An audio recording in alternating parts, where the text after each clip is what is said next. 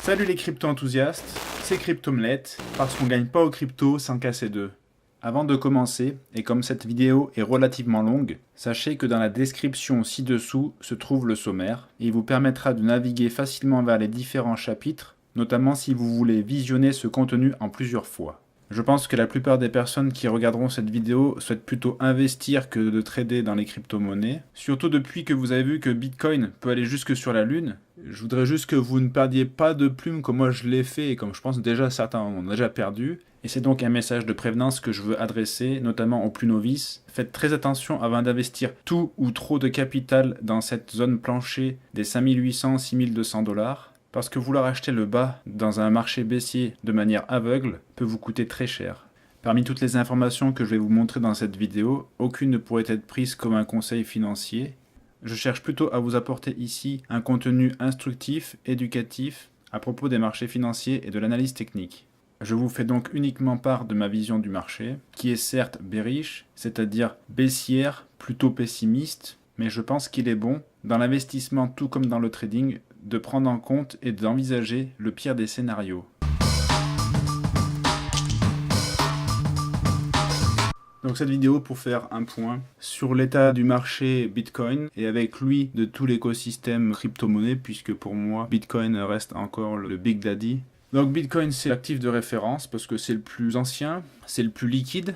Donc liquide, ça veut dire qu'il y a plus de personnes avec plus de moyens financiers qui sur les places de marché échangent, achètent et revendent du Bitcoin.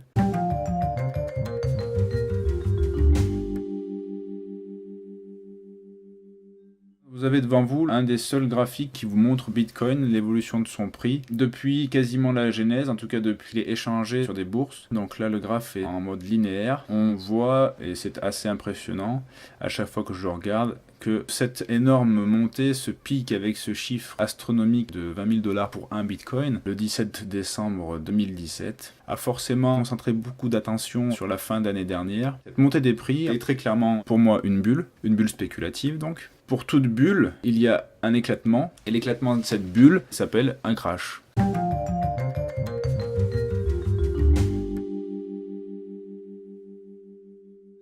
Ces derniers jours, on est dans une zone critique qui correspond à ce fameux bottom vers les 6 000 $. Est-ce que cette fameuse zone va vraiment tenir le prix de Bitcoin pour qu'il fasse la prochaine phase montante? Ou bien alors, est-ce que cette zone va céder et pour aller jusqu'où?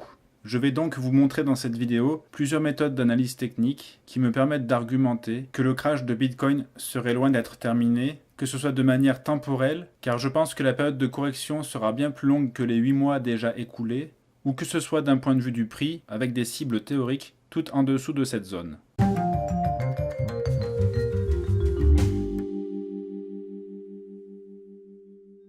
Je vais vous montrer un décompte héliotiste très fortement inspiré de la chaîne TradeDevil. Je vous invite à regarder leur contenu gratuit sur YouTube, qui est pour moi une grande source d'apprentissage de la théorie des vagues d'Elliott. C'est pour vous donner une vision avec du recul, puisqu'on prend tout l'historique connu de Bitcoin sur les marchés boursiers.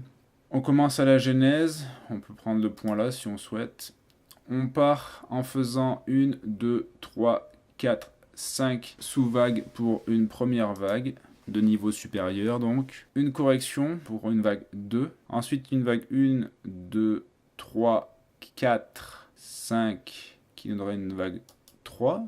Une longue correction donc pour une 4. Ça par contre c'est quelque chose que j'ai du mal à expliquer correctement, mais potentiellement on aurait une longue 1 dans le temps mais pas forcément très haute. Une 2, 3, 4, 5 qui nous donnerait la vague 5. Je vais corriger le niveau de cette vague parce que je pense que c'est pas une mineure mais que c'est au moins une vague primaire. Cette grande vague qui se finit en 5 impulsives de montée pourrait très bien être une vague donc de cycle, puisque le niveau au-dessus primaire c'est le niveau cycle. On serait dans le scénario où la genèse 0, 1, 2 vagues, 3 vagues, 4 vagues, 5 vagues. Je vais surtout changer le niveau en cycle. La vague 1 de cycle que je viens de dessiner avec 5 sous-vagues primaires serait donc bien une vague motrice subdivisée de 5 vagues. La vague 2 qui suit serait donc une correction de toute cette vague 1. Et une des règles dans le principe des vagues nous dit que dans une vague motrice, la vague 2 ne peut jamais retracer plus que 100% de la vague 1. Qu'est-ce que ça veut dire sur le graphique? La vague 2, ne pas retracer plus de 100% de la vague 1. Et 100%, ça veut dire toute sa hauteur ici, c'est-à-dire 5 centimes de dollar. Voire même, si on prend la tige là, 1 centime de dollar. C'est pour ça que je classe ce décompte Elliotiste comme le pire de celui qu'on puisse avoir. Je vais vous en montrer un autre que j'ai à l'esprit et peut-être que ça nous reposera d'autres limites jusqu'où pourrait aller cette correction.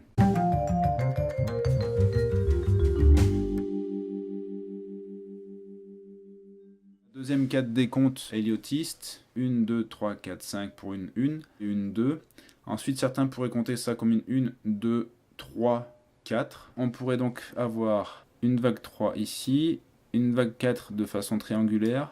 Sinon, après, on pourrait dire que ça, c'est la 4, une sorte de 1, une 3, une 5 qui serait là.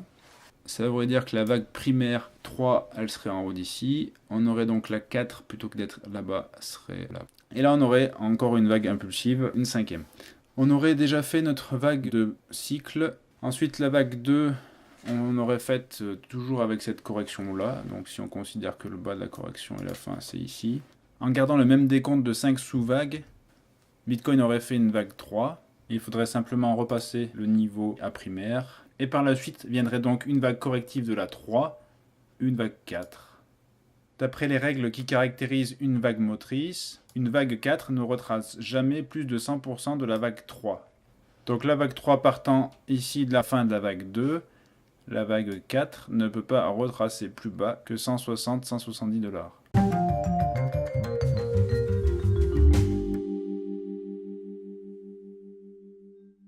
Des deux scénarios elliotistes que j'ai présentés, je conserve donc celui qui est le plus pessimiste et celui qui me parle le plus, c'est-à-dire celui qui considère que ce mouvement-là depuis l'arrivée de Bitcoin sur les marchés constitue une vague 1.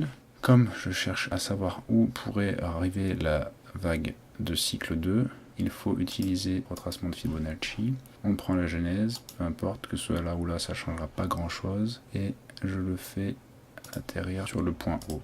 En même temps que je vous présente donc les niveaux de Fibonacci et cet outil-là, je vais vous parler également de ce qu'on appelle les supports et résistances, qui est une des bases de l'analyse graphique. C'est même la première chose, je pense, qu'il faudrait connaître. On peut s'apercevoir en zoomant qu'on a des niveaux de Fibonacci qui sont dessinés là. Ils correspondent au retracement de la vague que j'appelle la vague de cycle. Et dans le retracement, une vague 2 est plus communément censée retracer entre 38,2 et 61,8. Déjà, on peut voir qu'on a dépassé largement les 61,8%. On peut aussi voir que le niveau des 78,6 est la prochaine, a priori, étape. On a un pourcentage peut-être un peu plus faible, mais qui existe, de vagues correctives, notamment de vagues correctives 2, qui peuvent aller recorriger vers les 78,6%. Avec cette couche de retracement de Fibonacci, je parle ici de support et résistance. On peut voir que le retracement à 38% de toute cette vague 1 a légèrement servi de point de rebond pour le prix lors du début de la phase de crash. On a rebondi dessus, on est venu là, on l'a cassé, on a même été chercher le niveau 50, on a été chercher après le niveau 61, et par exemple, si moi comme je le compte, ça c'est une vague 4, on considère que ça c'est une vague 5, et bien en général on regarde une vague quand elle a été faite complète. Alors non, je me trompe, parce qu'une vague 5, ça c'est une des règles, on ne regarde pas le retracement d'une vague 5 en regardant la vague 5 elle-même. Les règles héliotistes font chercher l'origine du mouvement jusqu'à la vague 5. On est sur la vague primaire 5 en ayant la 4 qu'on va estimer ici, et notamment parce que c'est le point le plus bas sur le graphique, comme ça donnera la plus grande amplitude. Est-ce que l'action de prix ici peut être justifiée par des points de pivot? Donc quand on appelle des points de pivot des lignes de pivot, c'est-à-dire des lignes qui servent de support et ou de résistance, et est-ce qu'on trouve une grosse différence? Prendre depuis la genèse, qui est presque quelques centimes de dollars, ou prendre la vague 5, qui commence donc de cette vague 4 de correction, en tout cas de ce point pivot bas, et d'aller jusqu'en haut de nos presque 20 000 $, on voit déjà de loin que les données superposent. On retombe également dans le deuxième décompte. Ici, on serait sur la vague 2 de cycle, et on serait sur la 3, et ici, on chercherait pour une 4. Je vais quand même zoomer avec donc les deux retracements, et je pense qu'après, on gardera que celui de la genèse a priori. À quelque chose près, ce sont quasiment les mêmes. On voit que le 38% a presque servi de double top à cet endroit-là. Et on voit que par exemple, là, le 50 aurait servi de niveau résistant, puisque vous voyez que là, le prix est venu cogner contre ce niveau-là et a été rejeté vers le bas. On peut voir que les 61% est un petit peu plus notoire dans la réaction du prix. Pourquoi? Le prix se serait arrêté entre deux eaux. Si on considère que ces deux décomptes héliotistes sont viables, on s'attend à ce que le prix aille plus bas pour aller rechercher au moins les 78,6.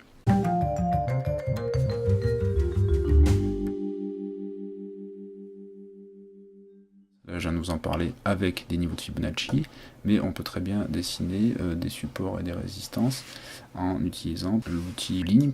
On a vu que le prix a chuté le 6 février 2018, et on voit qu'après, le récent bas qu'on a fait se trouve aussi pas loin de cette zone-là. Pourquoi le prix serait-il arrêté là?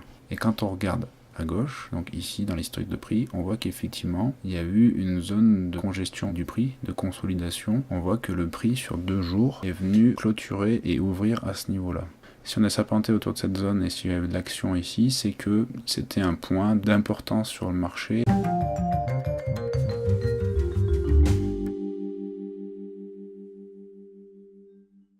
Indicateur VPVR, gamme visible. Quand en plus je rajoute la notion de volume dedans, vous allez vous rendre compte par exemple que le fameux niveau des 78,6 de Fibonacci est un point d'intérêt puisque historiquement dans cette zone là il y a eu beaucoup de volume à cet endroit là et donc beaucoup d'activité au niveau du prix, et on peut la voir autour de cette ligne de support résistance de Fibonacci.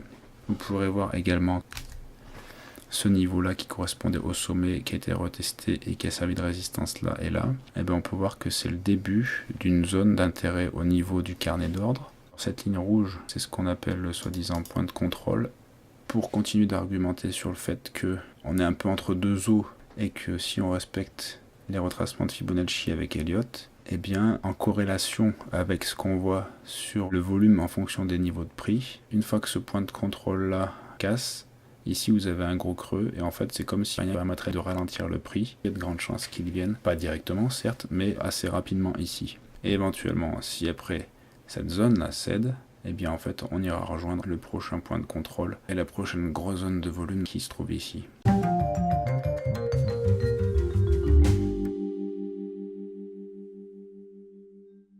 Je vous montre un autre aspect graphique qui montre des similarités dans l'évolution du prix de Bitcoin qui pourrait appuyer les décomptes héliotistes avec les vagues que j'avais données et qui en même temps permettent de supporter la théorie des cycles de marché. Les marchés sont faits pour continuellement monter pour que l'humain puisse gagner toujours de l'argent de son investissement. Quand je dis toujours, il y a des perdants et des gagnants à chaque fois dans les marchés, mais si vous êtes quelqu'un qui avait investi en bas de Bitcoin, vous avez forcément gagné si vous avez revendu quelque chose, bien sûr, avec des éléments graphiques qui sont basiques mais qui sont souvent très puissants, qu'on appelle les canaux parallèles.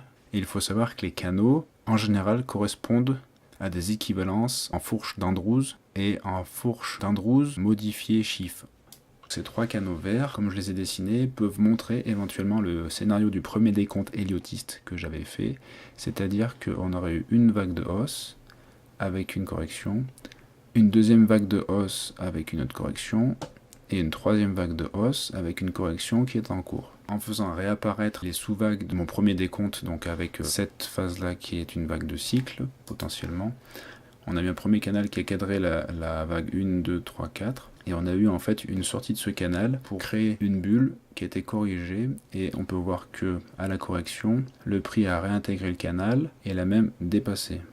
Si on prend la deuxième vague de hausse, on a eu la vague 1, d'ailleurs la vague 1 ici a surgi du canal fortement, là la vague 1 a surgi du canal aussi. Ici la vague 3 est sortie du canal, a créé elle-même une bulle, mais cette bulle quand elle a éclaté, le prix a retenté d'intégrer le canal, en tout cas ça en est presque servi de support au premier crack, et en fait quand il est revenu corriger là, on voit qu'il est venu s'appuyer là une fois et deux fois. Et Bitcoin s'était lancé dans une cinquième vague étendue, une deuxième bulle derrière la première, qui du coup a gardé le prix sorti de ce canal. Là ce serait ma vague 4 pour faire ma vague 5. Et quand on regarde celui-ci de canal, le troisième, on voit que le prix a été contenu relativement bien dans ce canal-là. La sous-vague 3 de ma vague 3 3 ici aurait fait sortir le prix du canal. Avec la sous-vague de correction 4 ici, le prix est venu se servir du canal pour rebondir et décoller encore plus haut jusqu'à faire une vague 5 étendue qui a créé une bulle qui a éclaté et qui est en train d'être corrigée en ce moment encore. Si on se dit que le marché est un éternel recommencement ou un perpétuel recommencement et qu'il y a des histoires de cycles, on voit que l'anatomie de cette hausse ici et de cette hausse là est relativement proche. La vague 3 est sortie du canal, là aussi la vague 3 est sortie du canal. Par contre ici la vague 4 est venue se rappuyer sur le canal alors qu'ici la vague 4 n'est pas venue se rappuyer. Si on continue de faire le parallèle, le prix ici est venu retracer jusqu'au canal, l'a réintégré, l'a dépassé et est descendu en dessous. Donc on pourrait s'attendre à ce que le prix de Bitcoin répète l'histoire et donc vienne plus bas, réintègre ce canal, voire même le dépasse.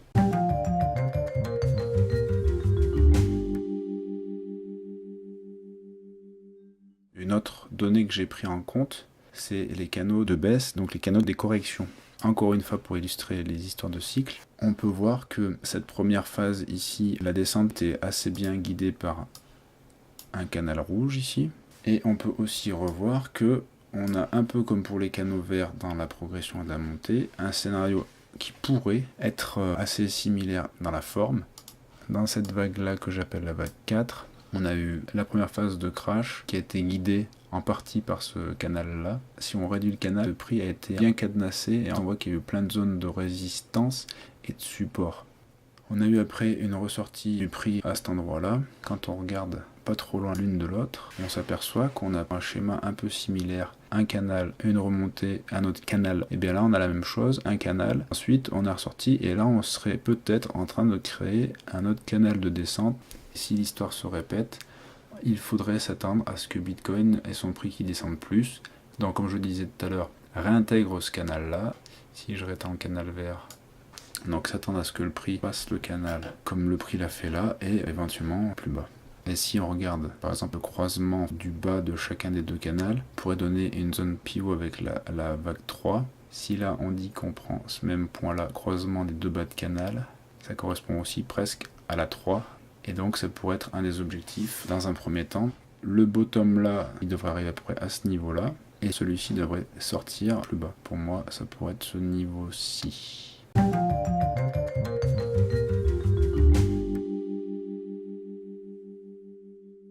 Les canaux parallèles donnent en réalité deux informations. Une donnée de prix, avec l'axe des ordonnées, et une donnée de temps, avec l'axe des abscisses, qui est donc ci bas avec les dates et les mois que vous voyez. J'ai constaté que bien souvent, les personnes ne voient et ne parlent du graphique d'un actif que par son prix, probablement parce que c'est la donnée qui reflète le plus l'état émotionnel des spéculateurs et des investisseurs. Il me semble donc intéressant de se projeter non seulement vis-à-vis du prix, mais aussi d'un point de vue temporel, pour mieux se préparer financièrement et psychologiquement à une prochaine entrée sur le marché ou à la prise de position qu'on a. Je commencerai par constater, avec les canaux verts de la hausse, que au fur et à mesure du temps, la pente, l'inclinaison de ceux-ci a été de plus en plus faible. J'expliquerai à mon sens cette faiblesse dans le temps par une liquidité augmentante sur l'actif Bitcoin. Et donc qui crée un actif avec une sorte d'inertie dans les mouvements qui se feront peut-être plus lentement. Pour donner des chiffres et se donner des repères, je vais utiliser cet outil qui permet de mesurer sur les deux dimensions l'intervalle de temps et l'intervalle de prix. Si on regarde la première jambe haussière, on peut s'apercevoir que en 240 bars, en 240 jours, 53 000% de hausse. Donc ici, les personnes qui auraient acheté ici et revendu en haut auraient fait x 530 leur mise. Si on prend la deuxième jambe de hausse, on peut voir qu'ici, elle s'est fait environ en 740 jours et x 584. Alors certes, le chiffre est plus gros, mais par contre, le temps est bien plus large. En prenant la dernière jambe de hausse qui a été faite sur Bitcoin depuis août 2015, on peut voir qu'on a fait du 9600, donc du presque x 100 en 850 bars. Donc déjà une durée aussi plus longue que celle-là, plus longue que celle-là. Donc la liquidité me semble augmentante, justifiant que les hausses se fassent sur un rythme, sur une cadence et donc sur une pente moins élevée au cours du temps. Est-ce qu'on peut faire le même constat pour les baisses, les corrections? Regardons par exemple la première correction majeure, une baisse de moins 93% sur 156 bars.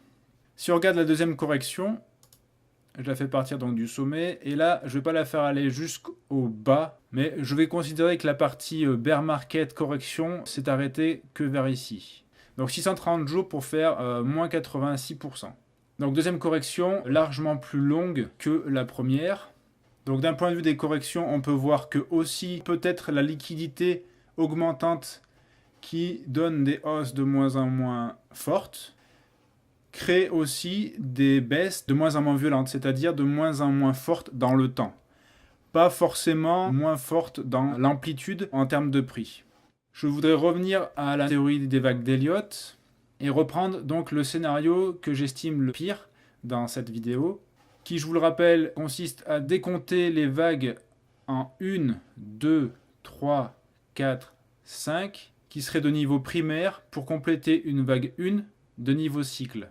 Cette correction-là serait donc une vague 2 corrective de niveau cycle. Mon intuition technique serait que donc cette correction soit plus longue que les deux autres ici, notamment parce que si on corrige une vague de cycle qui a duré 2630 jours, si je prends depuis ce début-là, qui a permis de faire une hausse de 316 000 fois sa mise si on avait vendu. Bon, je pense qu'il y a peu de personnes qui ont tenu de là jusque-là, mais dans une logique de cycle et peut-être de proportionnalité, pour corriger 2630 jours, je pense pas que ça se fasse en uniquement, allez, admettons, croisement de ce canal ici, par exemple, en 330 jours, alors qu'ici on en a mis 630 et là 162. Donc pour essayer de se donner une idée de la durée de cette vague 2 de correction de la vague 1, je propose de calculer le ratio de baisse sur hausse qui correspond à la durée de la vague 2 sur la durée de la vague 1. Donc la durée de la vague 2 qui est correctrice sur la durée de la vague 1. Le ratio, le taux de hausse 1, on pourrait dire 160 jours divisé par 240 jours égale 0,67. Si on cherche le ratio entre la correction de la baisse ici et la hausse là, donc ratio baisse-hausse 2, durée de la vague 4 sur la durée de la vague 3, on se retrouve avec du 630 divisé par 740. 0,85. Tant que le ratio est inférieur à 1, la durée de la baisse est toujours inférieure à la durée de la hausse. Comme le chiffre est plus élevé, la deuxième correction a duré plus de temps par rapport à la première vis-à-vis de la vague de hausse qui l'a précédée. Dans ce sens-là, ça voudrait dire que la vague 4 a corrigé en 85% du temps de la vague 3 et qu'ici la vague 2 aurait corrigé en 67% de la vague 1. Comme on serait dans une correction en vague 2, on pourrait reprendre le même ratio que la vague 2 ici pour déterminer le rapport entre cette grande vague 1 et cette vague 2 en cours. 2630 jours fois 0,67, ça nous fait 1762, donc 1760. Ce qui nous fait, si je trace, fin septembre, début octobre 2022. Gloops, c'est assez long tout de même. Donc là, ce qui aura mis à peu près 7 ans à la hausse pourrait mettre presque 5 ans à la baisse. Si j'abandonne de prendre en compte la théorie des vagues d'Elliott pour faire la relation dans la durée, mais par contre que je conserve les numéros de vagues pour référence, la correction entamée fin 2017 et qui est en cours paraît similaire dans la forme à celle de 2014-2015. Et donc je pourrais me contenter uniquement de comparer la durée de cette correction par rapport à cette durée-là. Dans ce cas-là, on se retrouverait avec le ratio 2 qui est 0,85 multiplié par la durée de la vague 5 primaire, celle-ci, qui fait 850 jours, nous donne un peu plus de 720 jours, donc que j'ai arrondi à 720 jours. Ce qui nous donne 17 décembre, 8 décembre, ça voudrait dire que la correction pourrait prendre à partir de son déclenchement environ 2 ans. Donc ça, c'est une autre perspective, beaucoup moins décourageante, qui nécessitera moins de patience, mais tout de même, ça paraît assez long. Histoire que cette potentielle durée de correction de 720 jours paraisse moins longue, je me permets de faire l'exercice de projeter une correction similaire à celle de 2014-2015 en cherchant vers quelle période on pourrait trouver le bas ultime et du coup combien de temps pourrait durer une potentielle zone d'accumulation pour Bitcoin dans cette correction-là. Donc j'ai fait l'exercice similaire pour le ratio que j'appelle baisse sur bas, la durée jusqu'au point bas, c'est-à-dire 412 jours, sur la longueur de cette correction, qui est la vague 4. Et donc ça nous fait du 412 sur 630. Ça fait environ 0,65. Si je cherche à savoir le ratio qui caractérise la durée d'accumulation, le ratio d'accumulation serait la durée d'accumulation sur la durée de la vague 4, c'est-à-dire 218, puisqu'en fait c'est la différence de 630 moins 412, 218 sur 630. Ça fait 0,35.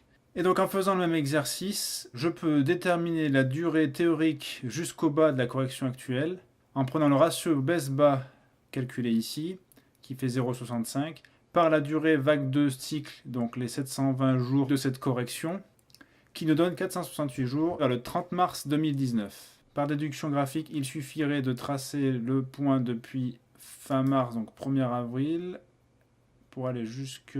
Ça ferait 251 barres environ. Et par le calcul, la durée d'accumulation correction actuelle serait le ratio d'accumulation, 0,35, par la durée de la vague 2 de cycle, qui serait 252 jours. Donc c'est à peu près ça. Et donc ça nous donne fin décembre 2019. Encore une fois, c'est qu'une hypothèse de la théorie, mais ça permet de mettre en perspective les choses dans une logique de cycle, de répétabilité de l'histoire. Et parce que je vous ai dit qu'à cause de la liquidité, les mouvements sont plus lents, il y a plus d'inertie sur le marché. Voici ma conclusion sur la notion de temporalité par rapport à la correction actuelle de Bitcoin.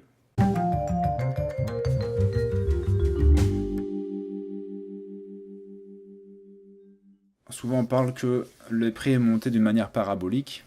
On peut se rendre compte qu'effectivement on a eu quelque chose qui ressemblait à de la parabole, en partant de l'origine de la pente de ce canal haussier, avec le plus haut qui a été fait dans le début, et en fait en passant par ce plus haut là et ces plus hauts là, correspondrait dans mon cas au haut de la vague 3, on peut voir que la partie parabolique a été dépassée.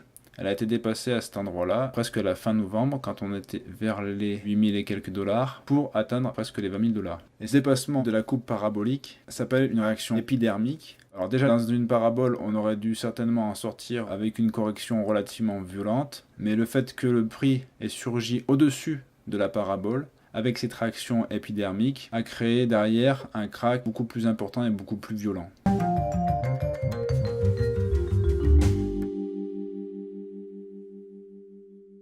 Si on part du principe que souvent le prix vient rechercher un sommet précédent, on n'est pas venu le rechercher et le retester, on pourrait considérer ça comme une sorte de trou de cotation virtuel.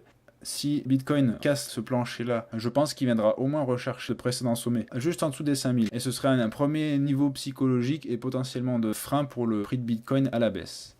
On voit bien qu'ici, on est revenu chercher le sommet ici avec cette mèche-là. On pourrait considérer que si par exemple Bitcoin est dans un mode de capitulation ou de vente assez folle, je pense que, alors déjà il y aura ce niveau là qui sera quand même un gros niveau de frein, et si ça descend, je pense que la prochaine zone d'arrêt sera vers les 2984, donc vers les 3000 dollars. Si encore une fois le marché aime bien venir retester les sommets précédents, si j'enlève le canal ici, j'enlève la parabole, là j'ai une sorte de trou de cotation virtuel aussi. Et donc la mauvaise nouvelle, c'est que si vraiment les vendeurs ont besoin d'aller chercher des prix plus bas, soit pour aller chercher des stops de spéculateurs, soit même pour aller vraiment taquiner très très fort les hodlers, eh bien on pourrait avoir un prix de Bitcoin qui aille rechercher les 1800, voire les 1275. Si je remets mes courbes paraboliques et que je refais apparaître mon canal, qui donne une autre cohérence géométrique à la courbe du prix, peut-être que là les whales ont cherché à défendre cette zone d'hésitation pour justement déclencher cette parabole et confirmer la sortie de ce canal. Il est possible que ça revienne jusque là, mais je pense que déjà les 1800 vont être la première grosse ligne de défense, mais je pense que le dernier rempart avant les abysses pour Bitcoin serait donc les 1300. J'ai maintenant épuré le graphique et j'ai dessiné à la place de ce que j'appelle les pseudo-trous de cotation, les niveaux support qui en découlent et qui seront certainement des zones de ralentissement du prix de Bitcoin.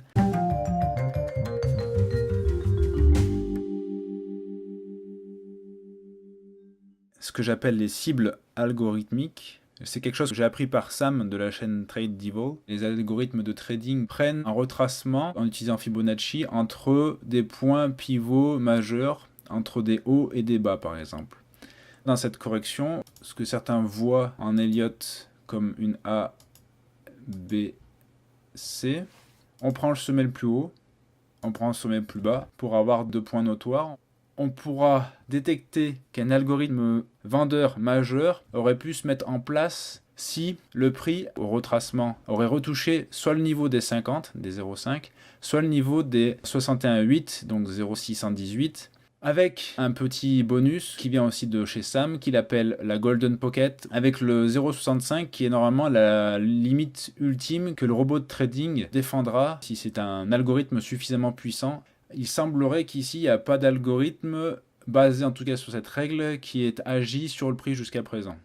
On s'aperçoit que si on se met sur le point de pivot B, le prix en fait a retracé à la remontée jusqu'en dépassant de la mèche à 2 reprises sur le 0,5.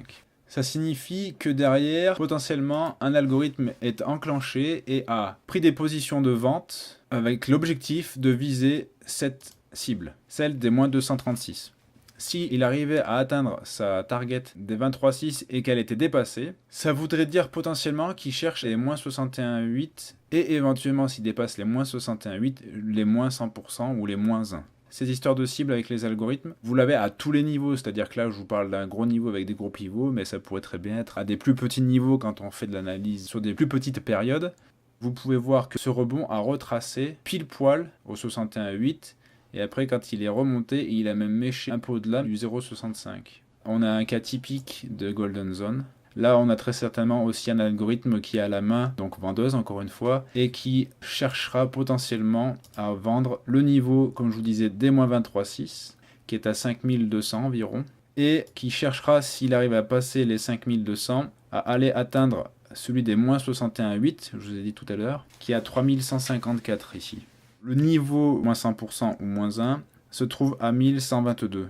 Et pour finir sur les algorithmes qui ont la main vendeuse, sur cette dernière baisse là, on voit que le prix a rebondi, a retracé pile poil dans la Golden Zone. Et si, encore une fois, les algorithmes vendeurs ici sont les plus puissants et gardent la main, eh bien, la première target de cet algorithme est le moins 23,6 qui se trouve ici à 4790. Si il passe les 23,6, son autre target, c'est celle qui s'arrête ici. Et ce serait celle des 3196, donc des 3200. Et donc éventuellement aussi, encore une fois, il faut toujours prendre le pire des scénarios, ou l'avoir en tête en tout cas, il viserait les 1600 s'il dépassait cette zone-là. Et quand je resitue le support des 6000 $ par rapport à ces cibles algorithmiques, elles me prêtent toutes à penser que Bitcoin va casser son plancher. Une baisse du prix qui trouverait dans un premier temps support sur les 2 cibles vertes, qui correspond à la zone des 5000-4500 $. Et dans un deuxième temps, une belle zone de confluence avec 3 cibles algorithmiques qui se retrouveraient entre 3265 et 3165 dans une fourchette très serrée de tout juste 100 $.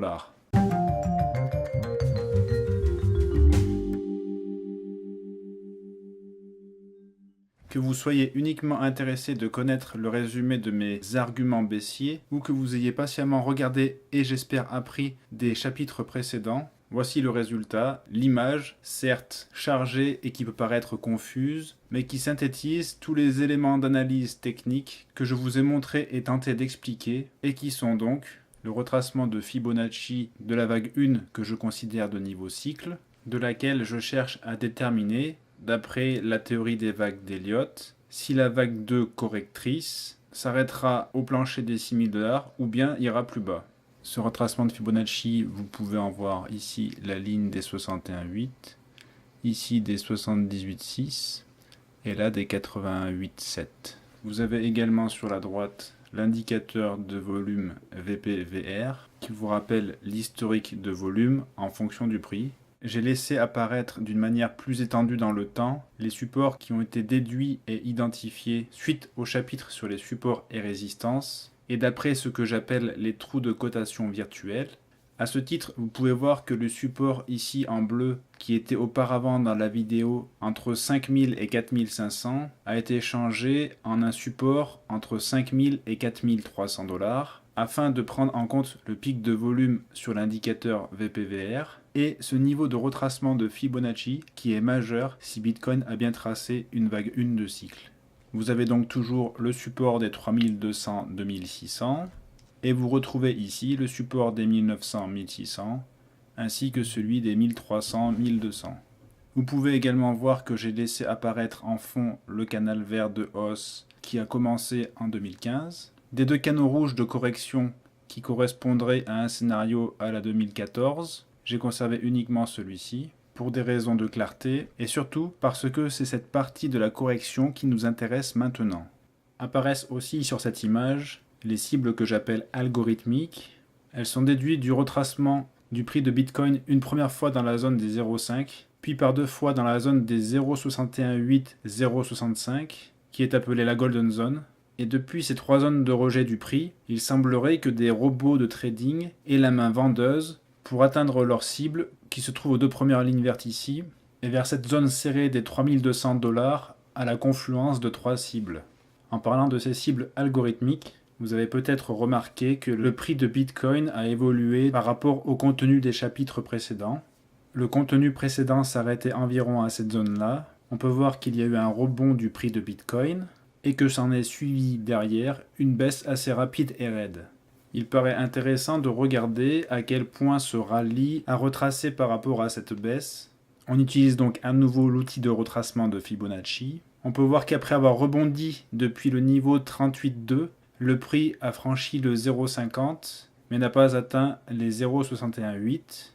Bien qu'un retracement entre 0,50 et 0,618 est très classique pour une vague 2, il semblerait qu'il n'y ait pas de robot de trading qui soit rentré en position vendeuse sur un des deux niveaux majeurs. Néanmoins, en sélectionnant le sommet du rebond qui a suivi la première baisse, on peut voir ici un retracement du prix qui tombe en plein dans la Golden Zone, et par conséquent, un robot aurait la main vendeuse depuis cette zone-ci, dans le but d'atteindre les cibles que je vais vous montrer en dézoomant, et qui sont pour la première au niveau moins 0,236 à approximativement 5330 $, puis au niveau moins 0,618 à environ 4400 et au niveau moins 1 à 3500 environ.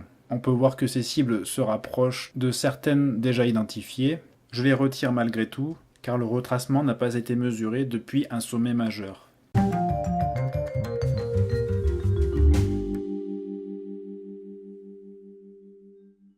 J'adhère à deux visions héliotistes pour caractériser la correction qui est donc en cours actuellement. Donc la première façon de voir la correction, d'une manière héliotiste simplifiée, je vous épargnerai les mesures qui servent à le justifier. J'adhère au fait que là, nous avons fait une A, il y a une B et une C. Ensuite, ce mouvement vers le haut, jusque là, pour moi, est une vague 5 tronquée, et on aurait fait une formation en triangle avec un A, B, C, D, E. Ce qui signifierait dans cette forme-là que la correction en cours se nommerait W avec la vague ABC, la vague X qui aurait été faite sous forme d'un triangle en 5 points, et un point Y qui symboliserait le bas de la correction, qui serait donc la fin de cette potentielle vague 2 de niveau cycle. Une deuxième façon de voir la correction en cours est de toujours conserver le ABC ici. Cette remontée se rallie qui aurait échoué avec un double top par une 5 tronquée, et donc une vague X. Ensuite, la correction aurait continué avec une vague A, B, C. Ce rallye-là pourrait être vu comme également une vague X, et qu'on soit en cours pour faire une autre A, B, C.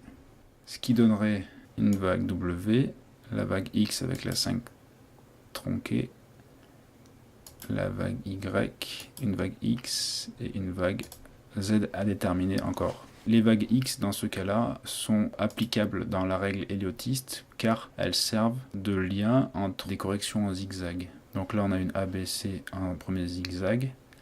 pour faire une W, et la X ferait la jonction avec la prochaine A, B, C pour faire une Y. On serait à partir de cette vague X là en train de chercher la fin de la correction pour une vague Z. Donc voici maintenant à l'écran les deux décomptes héliotistes auxquels j'adhère pour la correction. Dans la section qui suit, je vais vous montrer les différentes projections que j'ai de cette phase ABC à venir, parce que dans les deux cas ce sera quelque chose du type ABC qu'on attendrait en héliotisme.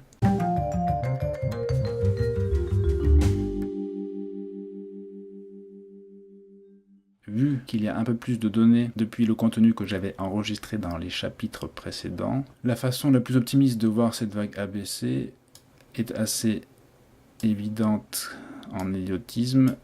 Elle serait de dire que cette vague-là est la vague A, celle-ci est la vague B, et que du coup on cherche une vague C. Comme je pense qu'on va casser son plancher des 6000 $, des 5800, je pense que la vague C va aller chercher la zone bleue ici, qui est donc le support des 5000, 4300. Rapidement, mais quand même faire un minimum d'héliotisme et qui est lié au Fibonacci, je dois mesurer l'extension de la vague A par rapport à la vague B. Pour revenir au cas le plus bullish, le plus optimiste, effectivement une vague C peut retracer au 61,8. Ce qui voudrait dire que la vague C pourrait s'arrêter ici, et éventuellement que le prix de Bitcoin repartirait vers le haut et aurait terminé sa correction, en tout cas aurait trouvé son plus bas vraiment ici, et dans ce cas-là ça pourrait être le scénario d'un double bottom. Le problème est que l'action de prix a été tellement forte vers le bas et tellement rapidement que je m'attends maintenant vraiment que le prix se prépare à casser ce niveau-là. Et donc le plus classique et le plus académique serait que la vague C aille rechercher le niveau des 100%, vers les 4800, qui serait donc une marque de prix sous les fameux 5000. Par la même occasion, on atteindrait la cible, l'objectif de cet algo de vente au moins 136 à environ 4800. Ensuite, un peu moins optimiste, mais toujours le plus optimiste quand on reste dans la zone bleue ou presque, ce serait qu'éventuellement la vague C aille chercher le niveau 127,20. Et en fait, pour moi, il n'atteindrait pas les 127,2, mais les fameux 4300, qui correspond au niveau de Fibonacci de haut niveau, et historiquement à une grosse zone de volume par rapport au prix.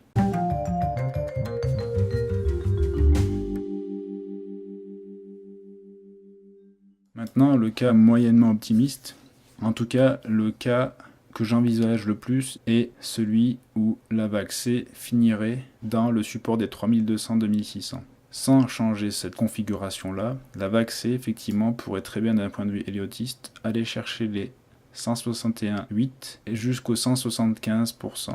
Et vous voyez maintenant mieux que le 161,8 il est à 3226 et que là j'avais conservé un des objectifs de nos trois algorithmes vendeurs. Et souvenez-vous qu'on avait une grosse zone de confluence entre les 3000 et 3200.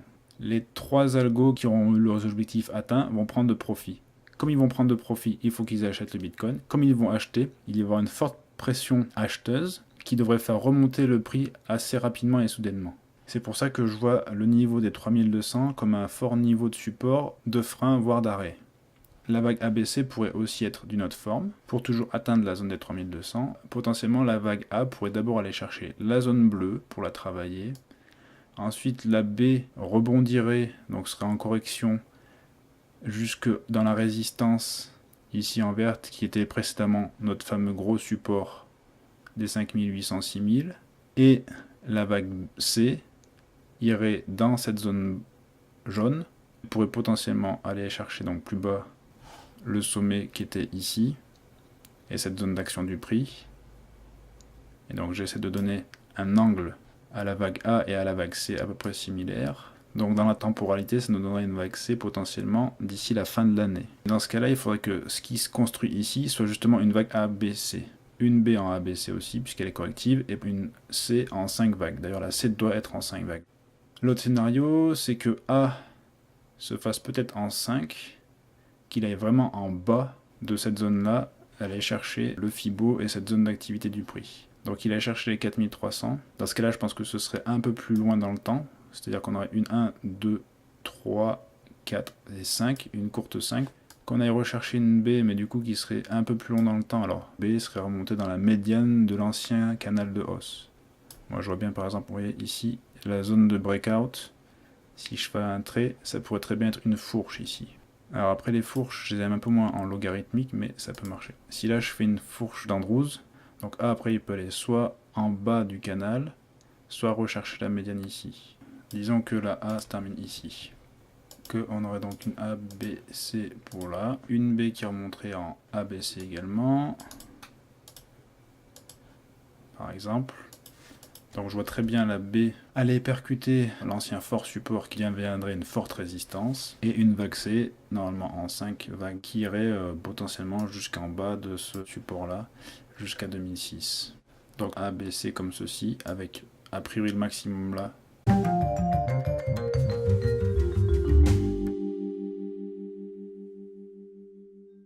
Donc je vous ai présenté ma projection la plus optimiste, la moyennement optimiste et maintenant la plus pessimiste, c'est-à-dire celle qui ferait atteindre le support de 1300-1200.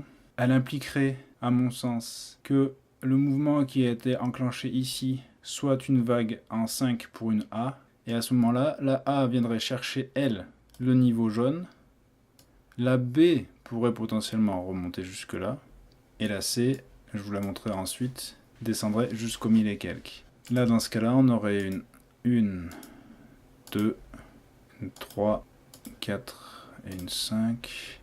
Rapide vérification. Le cas classique d'une 3 qui va à 100, elle peut aller à 127. Dans ce cas-là, on pourrait la faire toucher le bas du canal ici, ou même le bas de la zone des 4300. Une 4 qui remonterait idéalement au croisement des deux médianes du canal montant et du canal descendant. Ça ferait un retracement quasiment au 38,2 qui correspondrait à un niveau classique de retracement d'une 4. Et pour une 5 qui, elle, serait par rapport à la 4, la 5 serait presque à 100%. Si je refais, plutôt qu'une extension comme celle-ci, mais plutôt une projection de la longueur de la 3 sur la 4 pour voir la 5, ok, la 5 serait pas à 100% de la 3. La 3 serait donc la plus longue, et donc ça respecte les conditions d'une impulsive. Là, on pourrait avoir un retour automatique dû à la prise de profit des robots de trading, que je verrais bien sous ce niveau bleu qui servirait de résistance dans un premier temps, un retracement en B là, éventuellement une remontée jusque là, ça ferait du 50%, ça ferait quand même une vague assez forte. Donc la B, je la mettrais plutôt vers les 50. Et du coup, elle se retrouverait sur le bas de la résistance ici. Idéalement, même la 4 serait venue même titiller en fait celle-ci.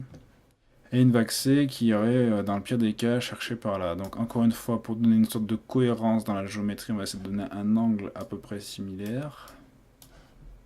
Tac, tac, tac.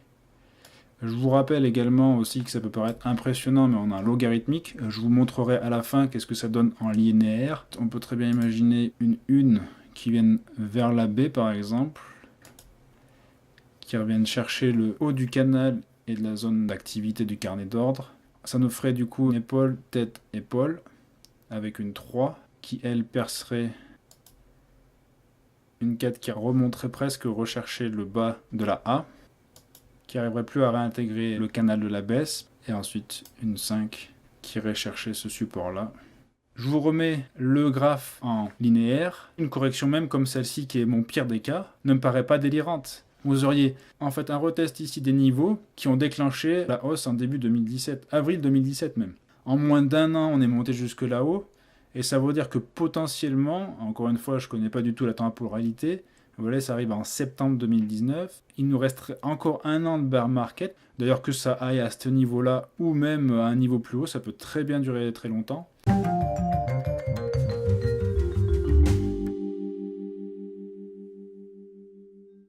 À noter dans ce chapitre l'évolution du prix. Dans les chapitres précédents, nous étions arrêtés environ par là, en phase de baisse. Et le dernier point que je voudrais rajouter dans mon argumentaire baissier, dans mon argumentaire bearish, est une figure graphique, une figure chartiste qu'on appelle le triangle. Plus exactement un triangle descendant, que j'ai représenté en rectangle, mais qui pourrait très bien être représenté même comme ceci. Les triangles sont en général des figures de continuation de tendance. Dans ce cas, ce triangle descendant faisant suite à une tendance baissière serait censé la prolonger vers la baisse.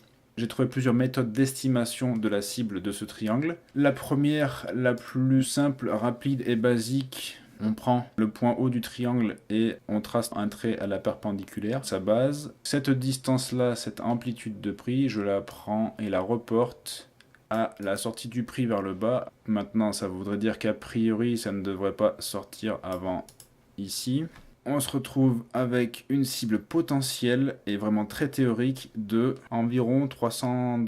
L'autre manière, qui sera peut-être du coup un peu moins effrayante, mais qui peut exister, on utilise l'outil intervalle de prix qui donne un pourcentage. Et si au lieu de reporter l'amplitude qui était ici d'environ 6 000 $, on reporte le même pourcentage, on se retrouverait vers une cible beaucoup moins basse, moins 50% d'environ 6 000, qui est le bas du triangle, ça nous amènerait vers les 3 000. Et donc du coup ça nous ramènerait vers la zone support de prédilection, en tout cas celle que j'envisage le plus, comme je vous ai dit au long de cette vidéo. Une troisième version de voir la sortie d'un triangle est un petit peu plus complexe. Elle consiste à prendre deux composantes, une composante statique et une autre appelée dynamique. Pour déterminer la composante statique, on cherche à savoir quel est le deuxième point de touche dans le triangle. Donc dans ce cas-là, le premier point de touche est celui-ci et le deuxième est celui-là. On projette une distance depuis ce point de touche à la verticale jusqu'au côté opposé. Cette amplitude-là sera la composante statique qu'il faudra reporter à l'endroit de sortie du triangle, donc dans mon cas par le bas. Et pour déterminer la composante dynamique, on relève la distance et l'inclinaison de l'endroit de la deuxième touche jusqu'à la fin du triangle. Et cette distance-là, on la reporte en bout de flèche ici, ou, comme c'est une composante, on pourrait la reporter à l'endroit de sortie du triangle, imaginons là, et on pourrait faire l'inverse, reporter la composante statique en bout de la composante dynamique. Ça nous ferait un vecteur donc de sortie, une résultante qui nous amènerait ici. Et en fait, la composante dynamique nous donnerait aussi une notion temporelle, et donc au total, ça nous amènerait vers environ les 1300 $.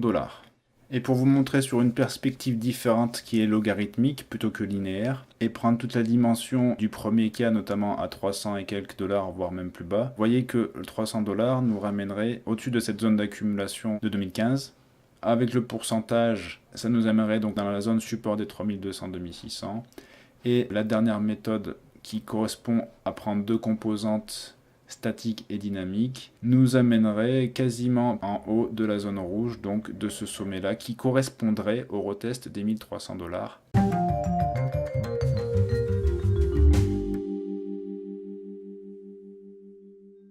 Pour finir, en tant que potentiel investisseur dans Bitcoin, je me dois de prendre en compte les différents scénarios. Je suis très conscient que maintenant nous arrivons dans une zone, notamment de ce fameux triangle dont j'ai parlé précédemment, qui devient temporellement de plus en plus critique, puisque en fait la volatilité ces derniers temps a beaucoup baissé. Le triangle est une figure de compression du prix, un peu comme un ressort. Une fois que le prix va sortir du triangle, ça veut dire que le ressort va être lâché et donc que ça va repartir a priori et en théorie assez vite dans une direction ou dans une autre. J'ai tout à fait conscience aussi que la direction pourrait être vers le haut, donc l'aspect pourrait être bullish. C'est quelque chose pour lequel aussi je me prépare. D'une, j'achèterai pas dès que ça sortira à la hausse, j'attendrai d'autres signaux techniques avant de vouloir acheter. Et ça veut dire aussi que psychologiquement, je serai même déçu parce que ça ne me donnera pas l'opportunité avec le même capital d'acheter plus de Bitcoin. Et au contraire, le scénario bearish et baissier que j'argumente dans toute cette vidéo serait du coup ma préférence en tant qu'investisseur parce que, avec le même capital, je pourrais acheter plus de Bitcoin.